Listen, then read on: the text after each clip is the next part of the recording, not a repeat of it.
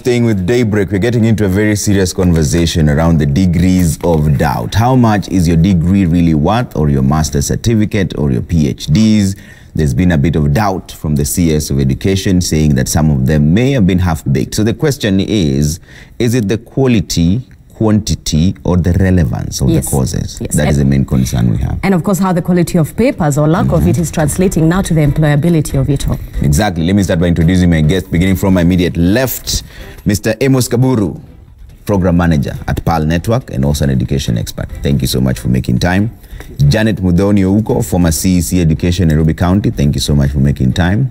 And Dr. Kevit Desai, outgoing TVET PS and the current PS for the Ministry of East African Community and Regional Development. Thank you so much for making time.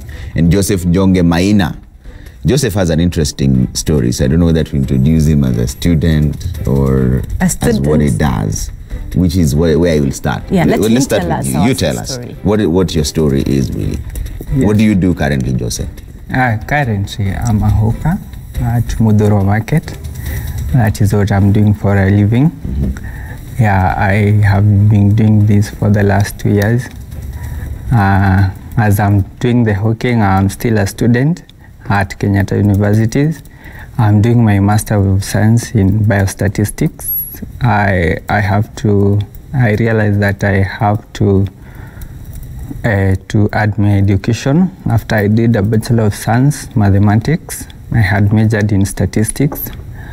And so I saw it as a good thing to higher my education, because with my undergraduate, I could not trace anywhere to post myself for a job. And as you know, the way we are being prepared for our undergraduates, we are prepared to look for a job, not to create a job. And so you realize that even when you have the idea of creating the jobs, there is a cost for you. There is a cost that you have to incur for you to now try to translate the skills you have now to something. Right. And so you don't have money. I mean, Joseph, on paper, you look like the perfect candidate that anyone would want to hire at such a young age. Here you are having your degree in applied mathematics, and that's what you graduated in, and you're currently doing your MBA in biostatistics. Anyone hears this and they're like, that's such a smart gentleman. Speaking of costs, how is it that you're able to even pay for your current master's degree that you're currently doing? You see, you have to sacrifice when you want some things to go through in life. And so for myself, I have to sacrifice a lot. I do literally almost nothing apart from funding my education, because I also have my younger sisters whom my parents have to support. So for me, I do everything I can. That is why I sometimes have to go in the streets, because if it is bad in the market, you will not just sit there and wait for nothing to come into your table. So you have to go to the street, make sure you save, even if it's 300 per day or even 400. Sometimes it's bad, you'll save even 200. But this same hawking business is also what puts food on your table. So you have, right? You have to, yeah. It is what you are depending on fully. Okay, so you'll find that at the end of the day, you will strain so much, and then at least you have some, I have some friends who support me. At times they will chip in when I'm paying the fee. They will maybe chip in a little bit, and then also if the money is not enough, I'll ask someone to help me, and then I'll fund as the semester goes on. Speaking of friends, sorry, quite quickly, just speaking of friends, do you know if any of your former fellow students, be it when you did your applied mathematics, have they also gotten a job as well? We are still in our group WhatsApp, the one we were in class, and we only have one lady who's been hired by Cooperative Bank. She's the only one. Yeah, I think we graduated in a class of 68. 68? Yes. This is 2 years ago.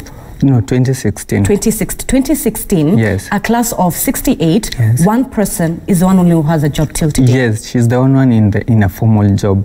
The rest are just at home. Some are trying to do the article ratings and all that stuff, which is still hard for us because, you know, with mathematicians, we are not so good in the theoretical things. Right. Yeah. Oh, wow. And that is fascinating. In hindsight, would you have taken a different trajectory, so to speak, if we replay this again, would you have done a course in TVET, say, for example, something more practical instead of having the degrees and the masters now?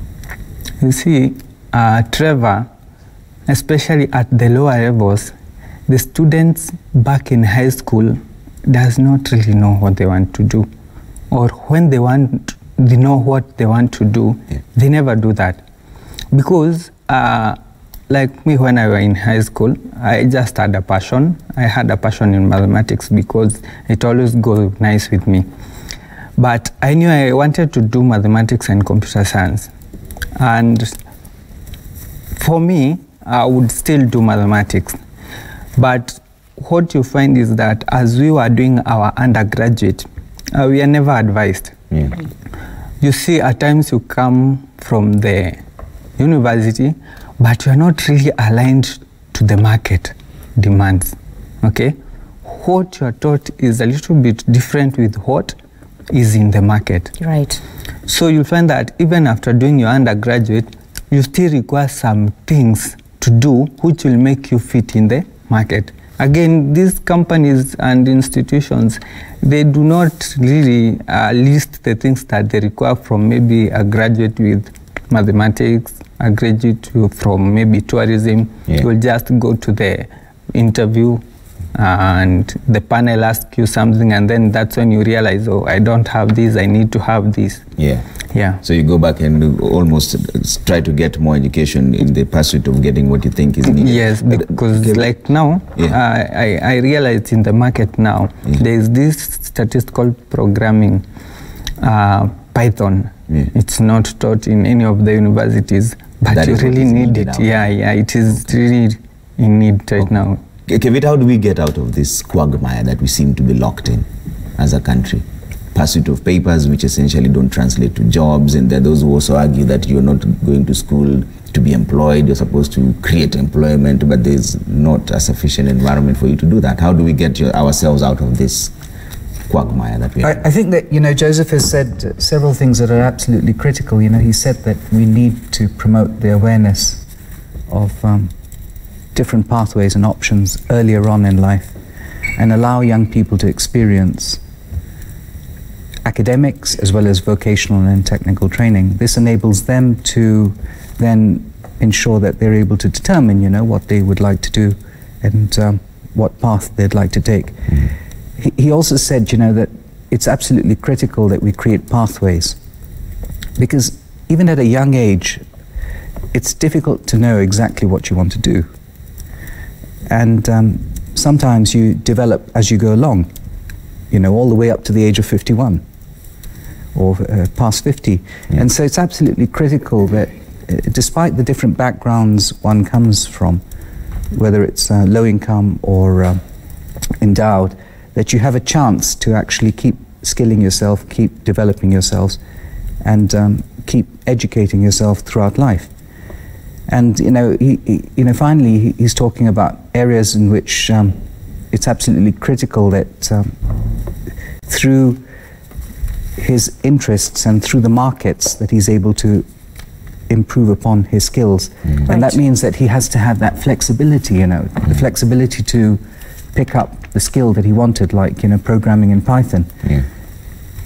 And that's precisely why, the government, through all its reforms, has transformed technical vocational training to be modular, because you can be multi-skilled. You can pick a course for 6 months and learn how to cook, for example, and you could take another course for 6 months and learn artificial intelligence or programming in Python, or do a 6-month course in CNC lathe machines, etc., and so on. And then it's that mix of skills that enable you to have a greater diversity and be able to fully extend yourself into the market. Mr. Desai, is there something that Trevor asked to Joseph is, if he would do this all over again, would he leave the degree and would he leave the masters and probably still pursue what he still desires, but through TVET?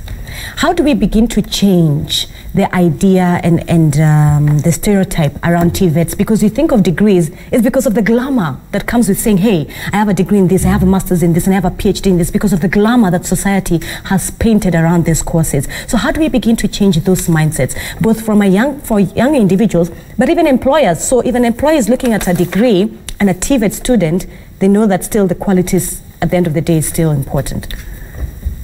It's this glamour has existed for a long time, so we have to appreciate that its historical context is quite significant. For example, in 1970, we were graduating 363,000 students were going into higher education, and only 1,000 were going to universities. And so everything in this society has put a huge premium to university education. You know, it's the pinnacle in terms of academics and so on. And so the only way we can achieve this equal footing between academics and TVET is to ensure that TVET is measurable, that the training that we do within our TVET institutions is to standards, to achieve standards. The ability, for example, a carpenter to cut a piece of wood to a millimeter, the ability for a mechanical engineer to mill a particular piece of metal to a particular millimeter. And so this training to achieve standards is the most equitable way to ensure that we're able to put academics and TVET on the same ground. Right. Yeah. Janet, let me rope you in as an educationist. Explain to us or help us understand why there's that link, there's that bridge, there's that gap between the market and what students, or rather what universities are producing. A lot of employers say universities are producing half-baked students. Honestly, whose fault is that? Is it the fault of the university and the quality of education that they are then giving in their classrooms to these students who have paid for university? Right, but then when I get out after 4 years, I'm being told I'm half-baked by the market sector. Well, I think today I really want to put the employers on the spot. Yes. Because we will sit on a podium such as this one, and they will be telling us the way master's students are half-baked. But turn to your paper today, where they advertise their jobs. The first thing in their criteria is a master's degree. Added advantage. It's not an added advantage. It's a first qualification. It's now the first. Not even a degree. Through and through, I've just been ticking. AATF wants an officer. Career Women's University wants an officer. World Vision, Danish Council. So everybody wants a master's degree. And then they are so lazy as to not to tell us, what is that added advantage? What is this that is coming with that paper that really would fulfill this kind of a job? They would be sitting in a podium like this. They will be telling us the way a diploma holder from some college is more capacitated and attractive. Why are we not seeing that translating when you come to recruitment? Why are you not saying that? Why are you not employing that? And I think also to the government, even if you look at all the advertisements and even the promotions from government, they will be marketing these papers that we are seeing. And that is why you're seeing all this craze. Everybody wants to do a master's because they know. For me to just pass the first criteria, I will have a master's. But I think we need to really start promoting the culture of, and I was just thinking, the Federation of Kenya Employers, for example, what is that they are looking for in an employee, if it is not the paper? Because we have ruled out, and we can discuss our degrees.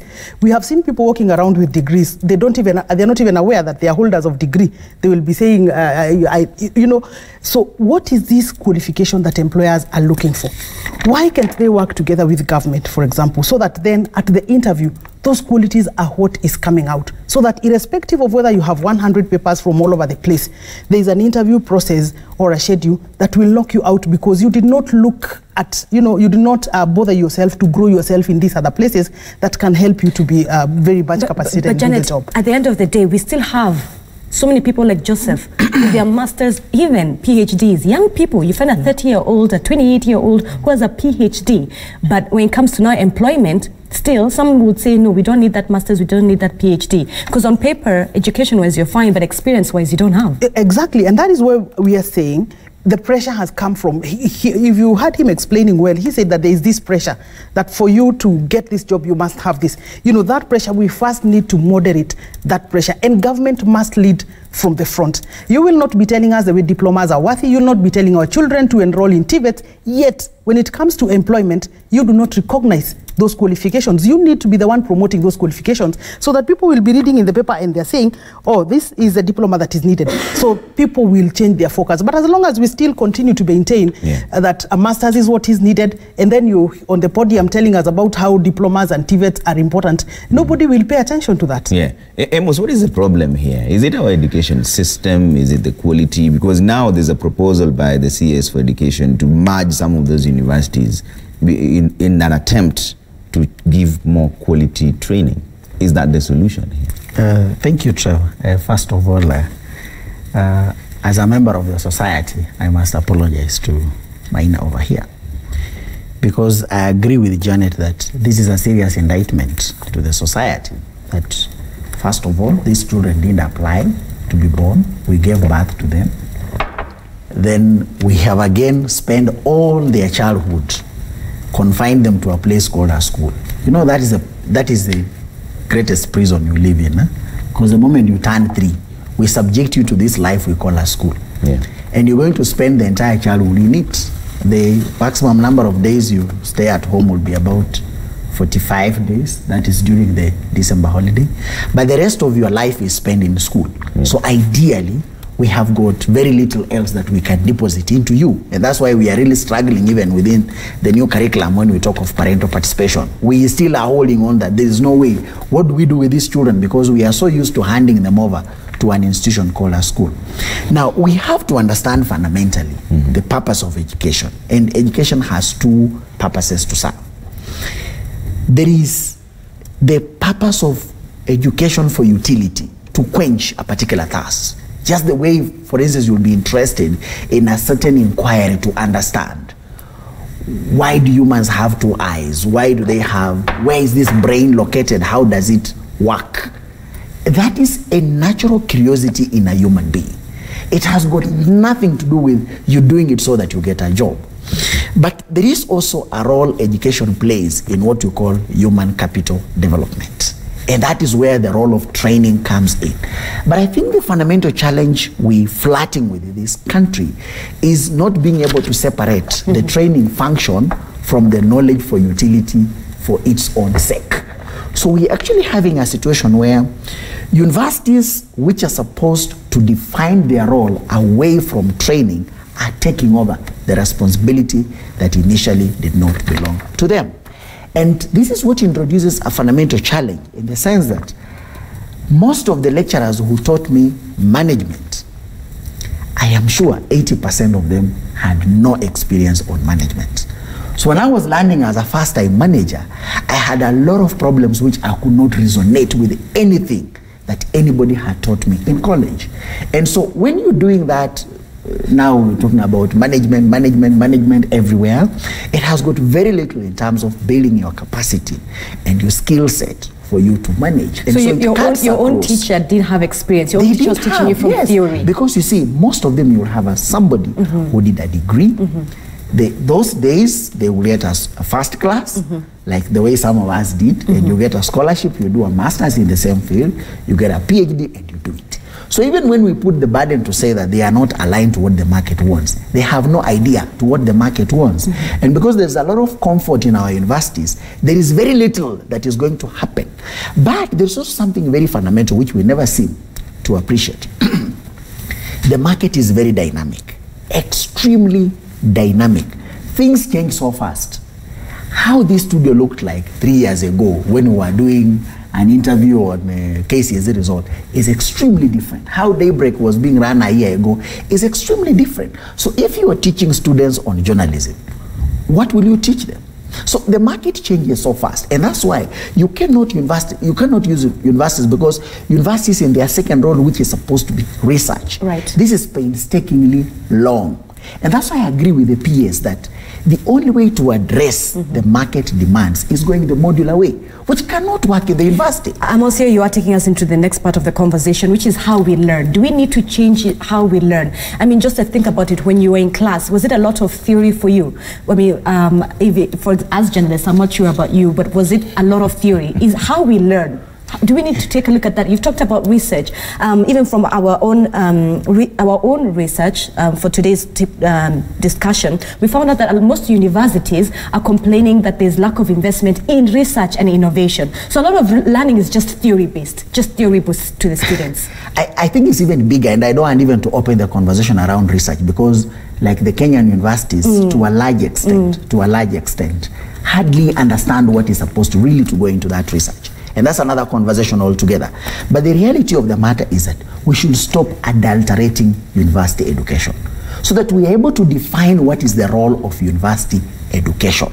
It's at this level, it has to play conceptual roles, but you cannot use universities to train people for operational tasks. This is not going to work. And that's why this thing is basically going to collapse. Listen to what the PS is telling us. At independence, we had less than 1,000 people who are going to the university. Right now, we are talking about 513,000 young people in the university. Where do you take them? If you have 68, it equally validates what I was looking at in terms of statistics, that the opportunities which are being created are only in the informal sector, and which is not structured. There is, I really do not want, the kind of jobs that he's doing, and is accounting for 87% of the jobs that our people are having. So this must raise a serious concern to all of us, that we cannot continue using universities to train cooks, to use universities to train people to sell newspapers, the way we are now doing it. These 4,063 courses that universities are offering is a serious conversation that we need to have. And that's why it's also a welcome idea. Of course, the issue of merging is another ballgame altogether, but I think we need to have a serious conversation on what exactly should constitute a university degree, who should basically go to the university, what purpose it is supposed to serve. But lastly, there is one thing that we also have to address, that the challenge is not just in our education. And you remember this conversation I was having last time I was here, that the conversation also lies in our economic model, because it is the responsibility of people who have money equally to look at how much we're able to invest in the economy. When I look at the economic survey of 2019, I am extremely worried because of what is happening. The major contributors to the GDP are seriously shrinking. And allow me just to quote 6. 2014, the contribution of manufacturing to the GDP was 10%. As at 2019, it had shrunk to 7.7%. That is the second contributor to the GDP. Another one is real estate. It had shrunk from 7.7% to 7%. Education has fallen from 5.2 to 4.3. Transport and storage, 8.6 to 8%. Financial services, 6.8 to 6.0. What does it tell us? We are not injecting sufficient money in these sectors, because it is what will only be possible that we have this money going into these sectors that will create jobs for young people. I do not agree with this notion that young people should be trained to create jobs. The people who tell young people to create jobs have been employed throughout their lives. They have never gone out to look for jobs, including those of us who are seated over here. We are employed, and yet you are telling a 23-year-old, a 22-year-old who does not have capital, you yourself, you're struggling with your business. Even people who are putting in 3 billion, right now, they are asking government for the pending bills. So what do you expect a young person who leaves college, where they ask, in fact, you're telling them that you're going to put them on, because they are not paying help. That's another CRB. discussion, to CRB and all that, and you've really messed up their lives because of this fintech madness that we have now embraced. So it is not right. It's immoral for us to put this responsibility to the young person.